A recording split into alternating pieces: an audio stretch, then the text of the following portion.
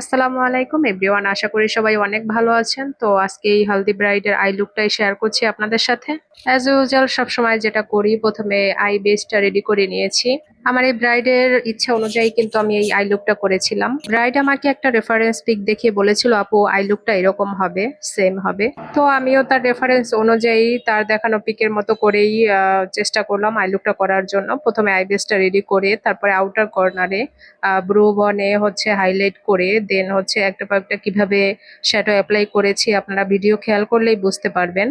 আসলে ভিডিওটা fast forward করে দিয়েছি, নতুবা ভিডিও অনেক লং হয়ে যাবে, তখন আপনারাই দেখতে দেখতে বোর হয়ে যাবেন। তো যারা ভাবছো যে হালদি লুক নিজেরটা নিজেই করবে, বা অনেক আপুরাই আছেন যে বাজেট ইস্যুর কারণে বাসায় বসে নিজেরাই সাজেন, তো তাদের জন্য কিন্তু আমার এই টিউটোরিয়ালটি আশা করি অনেক কাজে লাগবে।